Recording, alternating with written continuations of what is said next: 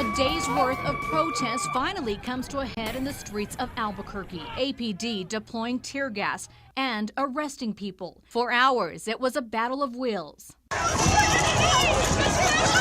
Hundreds marched on the streets, even I-25 at one point, voicing frustration and anger at the recent fatal police shooting of a homeless man in the foothills.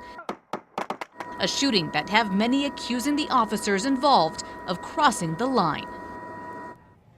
The protest came to a boil about a half hour ago. After almost 10 hours of protesting, APD finally deployed tear gas on protesters. This is video from the Nob Hill area where protesters have been sitting for the last several hours. Police also started arresting people.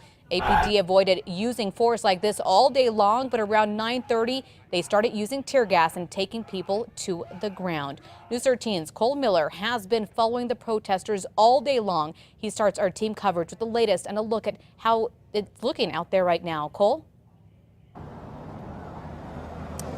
Yeah, Crystal, well, the streets and sidewalks may look calm now, but about a half hour ago, it was anything but. There were people, again, on these sidewalks in the street, and then seemingly out of nowhere, the police began charging them. We saw tear gas go off. We even got maced out here as the wind out here is just blowing everything around. It's hard to believe that this has been going on for 10 hours. Let's take a look now at how this all began. The plan was to march from First and Central to APD headquarters. And then call it good after getting their message across about justice. Justice to me is not putting any more families through what my family and the other 36 families have been put through. But that plan quickly fell to pieces. Protesters soon spilled out onto Central, at least one of them apparently armed. I said I'd be careful with having that gun, man. You're gonna get shot. I know. It's an open carry state, though.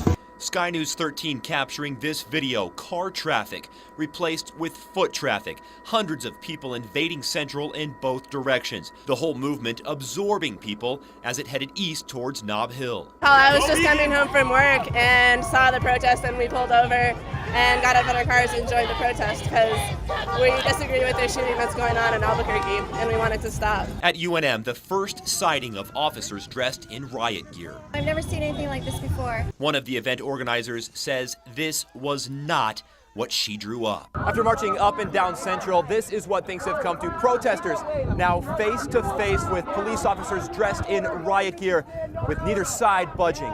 That was at 5th and Roma, and for about an hour, neither side was giving up, despite the possibility of police using tear gas.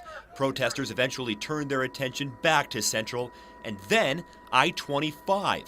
At least one person even lying down in front of traffic. Yeah, I'm as confused as you guys are. I'm not so sure that this is going in the right direction anymore. As the sun began to go down, someone even climbed this light on Central. I'm not exactly sure what they're planning to do with that. And the march and confusion continued well into the evening hours.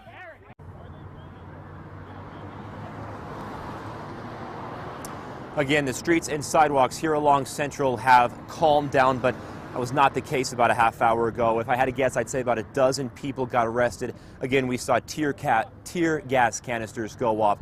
We saw people being maced and thrown to the ground. And it's hard to say if this is over. We had heard some police chatter about maybe the Copper and Elm area. So, Crystal, I think we're going to be checking that area out here in the next few minutes. Pretty dangerous situation. All right, thanks, Cole. UNM has issued a shelter-in-place warning for campus residents, urging them to stay inside and to avoid the area where protesters are demonstrating. We'll have another live report from Cole a little later in this newscast.